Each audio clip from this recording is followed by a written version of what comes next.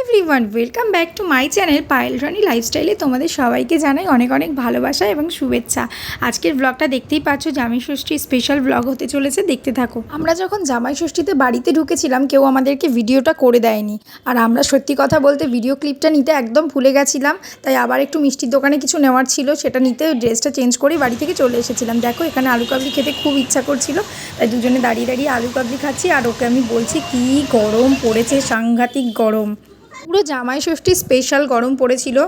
দেখো আমাদের বাড়ির দুই জামাই তো খেতে বসে পড়েছে, আর আমি তো আমার বরবাবুকে অনেকবার বললাম যে শার্টটা পরো। ওখানে আমার জামাইবাবু তো শার্ট প্যান্ট পরে বসেছে, আমি ওকে অনেকবার বলেছি শার্ট প্যান্টটা পরে খেতে বসো।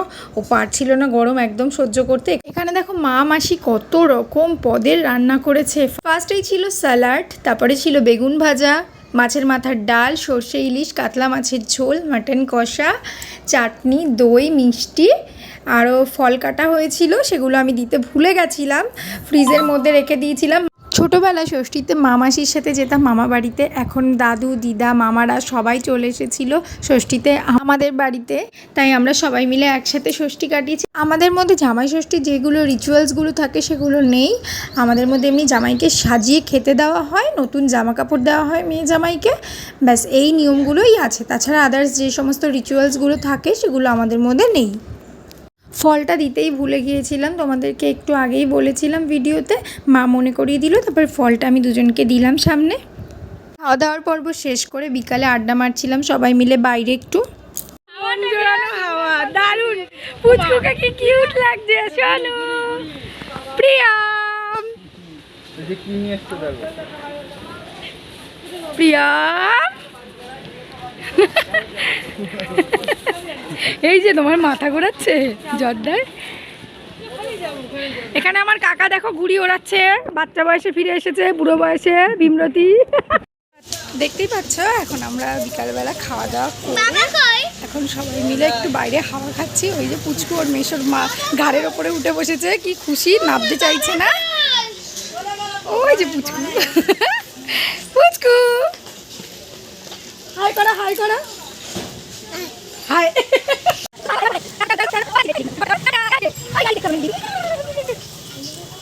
টাকা ট্রেন লেট, ছোট মামা অফিস থেকে সোজা আসলো এখন।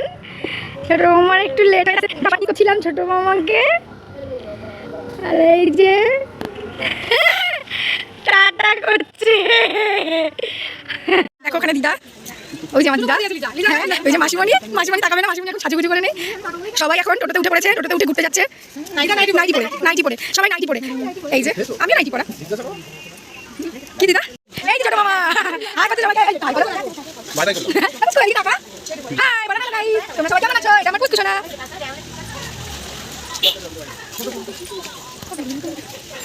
প্রথম জামাই ষষ্ঠীতে বাড়িতে কিভাবে এন্ট্রি নিলাম আমরা, সেই ক্লিপটাই তোমাদের সাথে শেয়ার করতে পারিনি বন্ধুরা। তো এটা দেখে নাও, এটাই ছিল আমার জামাই ষষ্ঠীর লুক। একটা রিলস করছিলাম, সেই রিলসের একটা ক্লিপ তোমাদের সাথে শেয়ার করলাম, দেখে নাও। তো মনটা ভালো লাগছিল না, পরে যখন ভিডিওটা এডিট করছিলাম তখন ভাবছিলাম যে কেন যে ওই ক্লিপটা নিতে পারলাম না, যে যখন বাড়িতে সব কিছু নিয়ে জামাই ঢুকছে। আগের দিন যেগুলো বাবা দাদা মেশোর জন্য কিনে এনেছিলাম বোনের জন্য, সেগুলো তো তোমাদের সাথে শেয়ার করা হয়নি, তাই ভাবলাম একটা ভিডিও করে তোমাদেরকে দেখিয়ে দিই। দেখো এই শাড়িটা আমি মাকে জামাই ষষ্ঠীতে দিয়েছি, আর মাসির শাড়িটাও তোমাদের সাথে শেয়ার করব। তখন তো করতে পারিনি, তাড়াহুড়োর মধ্যে আমি দেখাতেই পারিনি যে মা মাসি এদের জন্য কি শাড়ি নিয়ে এসেছিলাম। ওই কারণে এখন মাকে বললাম মা শাড়িটা একটু বের করো, তো মা বের করে দিল। তারপরে আমি একটু ভিডিও করে তোমাদের সাথে শেয়ার করে দিলাম যে কী শাড়ি মাকে জামাই ষষ্ঠীতে দিয়েছি। এই সেম শাড়ি, শুধু কালার। এই শাড়িটা নেওয়া হয়েছিল মাসির জন্য। দেখো এই শাড়িটা নিয়েছিলাম মাসির জন্য। শাড়িটা খুলে তোমাদেরকে একটু দেখাই, তাহলে বুঝতে পারবে যে এই শাড়িটাও কতটা সুন্দর। একই শাড়ি, শুধু একটু কালার আলাদা, হালকা একটু ডিজাইন হয়তো আলাদা 19-20 হতে পারে, তাছাড়া সমস্তটাই একই। দু বোনের জন্য একই রকম শাড়ি কিনেছিলাম।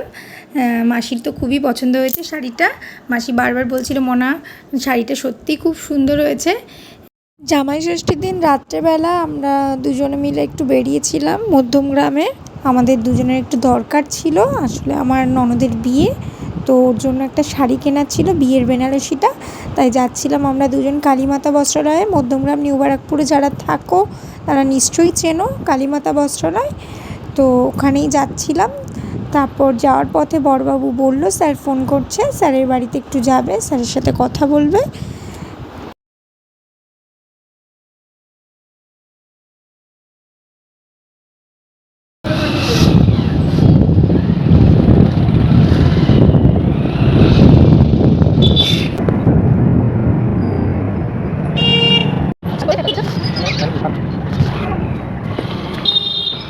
বলছি আগে স্যারের সাথে দেখা করে। দেখো এখানে গেটটা পড়েছে, আমাদের লেট হয়ে যাচ্ছিলো এমনিতেই, আরও গেটটা পড়েছে। এখানে আমরা দুজনে দাঁড়িয়ে দাঁড়িয়ে তাই বলাবলি করছিলাম যে আমাদের এমনিতেই লেট হয়ে যাচ্ছে, তারপরে আবার গেটটাও পড়েছে, এখনই পড়তে হলো।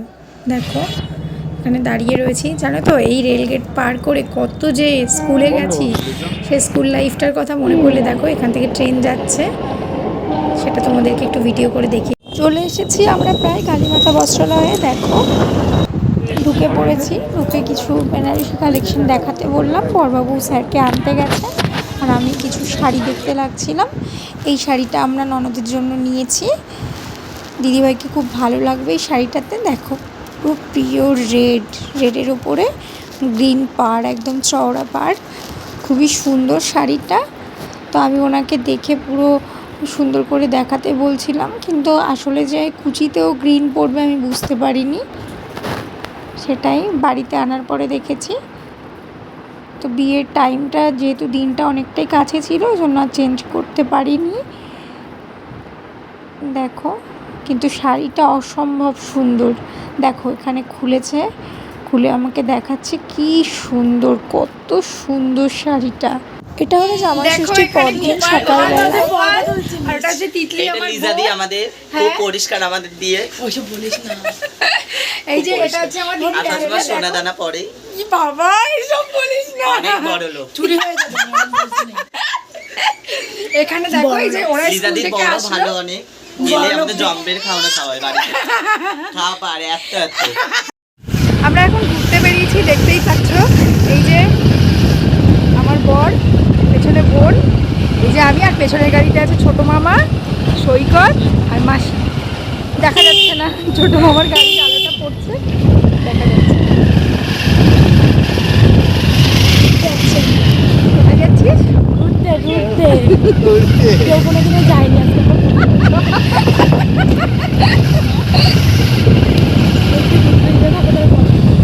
বাবা পুরোটা কেন দিতে আসবে না, আমাদের এখানে ফেমাস আমার পুরী এইসব আমার ভিডিও করে।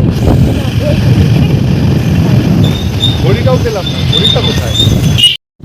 আমার মাসিকে কখন থেকে বলছি, মাসি আমরা কোন দিকে যাচ্ছি, মধ্যমগ্রাম, মাসি শুনতেই পাচ্ছি না। কি? হ্যাঁ হ্যাঁ করে যাচ্ছি।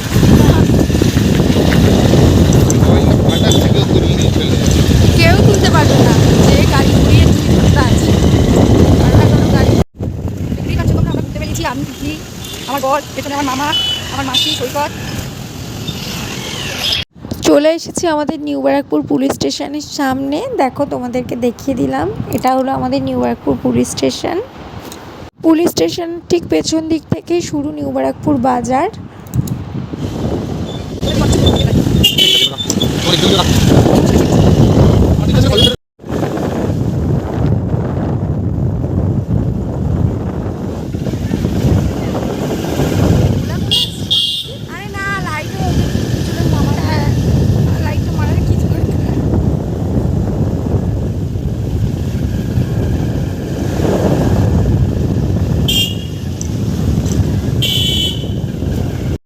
দেখো তোমরা, আমরা দু বোন মিলে দাঁড়িয়ে রয়েছি, আর ওদিকে আমার বর আর মাসি গেল একটু, ও মাসি এটিএমের পিন জেনারেট করতে, আর এখানে আমি আর বোন দাঁড়িয়ে রয়েছি। পেছনে যে ছোটো মামা আর সৈকতকে ওদিকে একদিকে কিনে দিল মামা, সৈকত যেখানে খাচ্ছে, মনোরম বলতে নেই খাবার কেনে বল। আচ্ছা তোমরা কমেন্টে জানাবে, হ্যাঁ আমাদের দুই বোনের মুখে ফেস মিল আছে কিনা, তো আমার মাসির মিল জানাবে কিন্তু। হ্যাঁ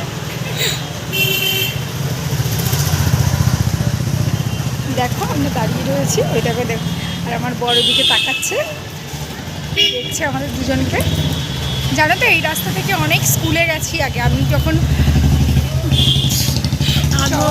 সবাই আমাদের দিকে তাকাচ্ছে, আমরা ভিডিও করছি, যে যাচ্ছে আমাদের দিকে একটু একটু তাকাচ্ছে। ট্রেন অব্দি দেখো এখানে বোনকে বললাম যে একটু ক্যামেরাটা ধরে দে, আমার পুরো লুকটা একটু শেয়ার করব, তাই আমি একটু স্টাইল করে হেঁটে হেঁটে আসছিলাম আর বোনকে বলছিলাম এখানে একটুখানি তুই আমার ভিডিওটা করে দে। দেখো কত স্টাইল, কত ফর্মা মেরে আসছি আমি।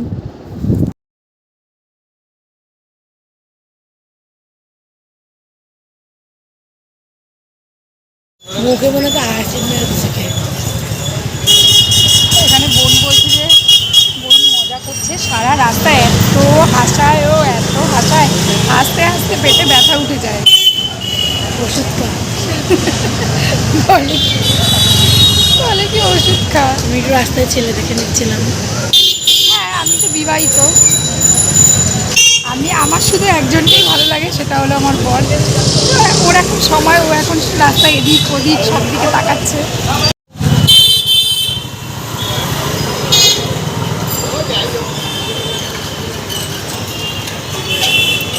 ডাকটা ভালো উঠছে, ফোকাস নিচ্ছে না, এই এবার নিয়েছে।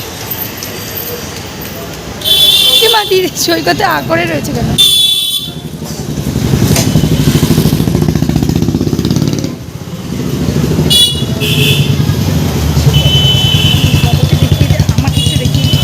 আমাকে একটু দেখিয়ে দে, ফট করে ঘুরিয়ে দে ক্যামেরাটা।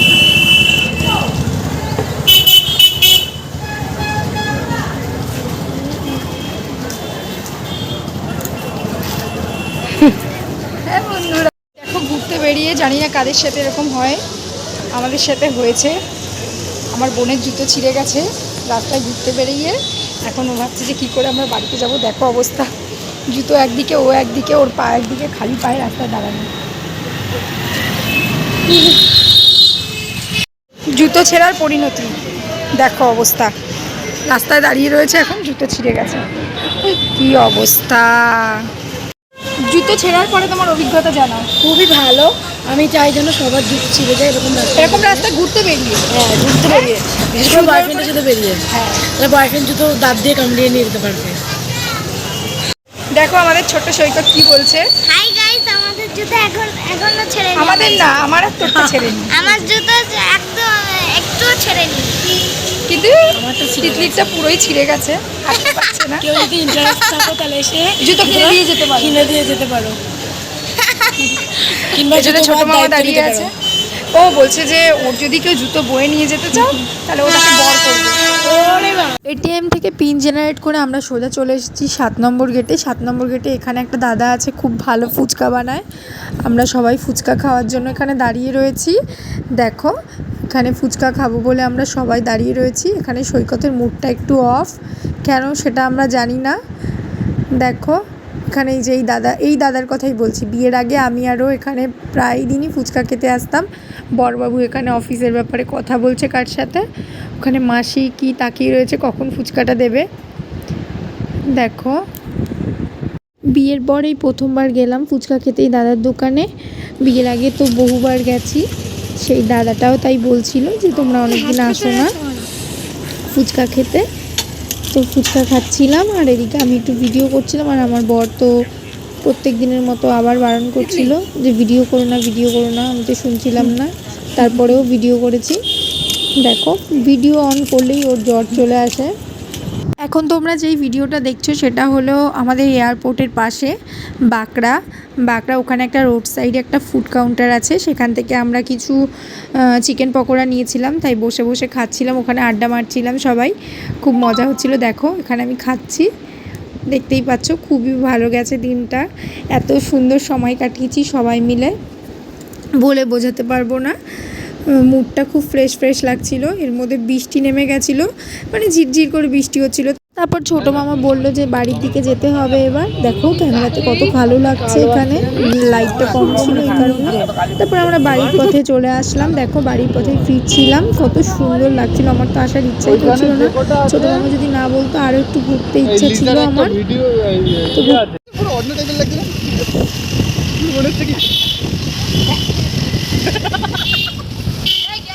कुछ भी नहीं हुआ।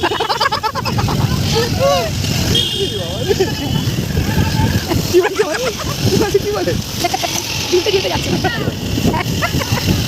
ক্লিপ খুলে পড়ে যাচ্ছে। দেখতেই পাচ্ছ তোমরা, বেরিয়ে পড়েছি এখন। মা আর আমি যাব একটু পার্লারে, পার্লার থেকে আসবো, এসে বাড়ি যেতে হবে আজকে। বড়বাবু বারবার বলছে যে বাড়ি চলে যেতে হবে আজকে। ও তো কালকে চলে গেছিলো, আমি যাইনি, আমাকে অনেকবার বলেছে, আমি যাইনি। তো এখন একটু যাব পার্লারে মায়ের সাথে। পার্লার থেকে এসে দেখি ও অফিস থেকে আসবে, নিতে আসবে। আর এখন আজকে যদি না যাই খুব রেগে গেছে, এমনিতেই যাবো না বলেছি। তো এখন এই যে পার্লারের দিকে যাচ্ছি মা আর আমি। ওই যে দেখতেই পাচ্ছ তোমরা পেছনে মা আর আমি এখন পার্লারে যাব। ততক্ষণের জন্য দেখতে থাকো ব্লগটা। দেখো এই স্কুলটাতে আমি পড়াতাম আগে, এখন আর পড়াই না। আগে এই স্কুলটাতে পড়াতে আসতাম, মানে বিয়ের আগের কথা বলছি। দেখো আমি আর মা পার্লারে চলে এসেছি। তো আজকে একটা পার্টি মেকআপ ছিল দিদিটা, যার কারণে একটু লেট হচ্ছিল আমাদের। আমরা বসেছিলাম আর এদিকেও ফোন করছে, ও বাড়িতে চলে এসেছে আমাকে নিতে। দেখো দিদিটাকে কত সুন্দর লাগছে। আর এখানে মা আর আমি বসেছিলাম। তো আজকের মতো ভিডিওটা এই পর্যন্ত। সবাই ভালো থেকো, সুস্থ থেকো, নিজেদের খেয়াল রেখো, টাটা।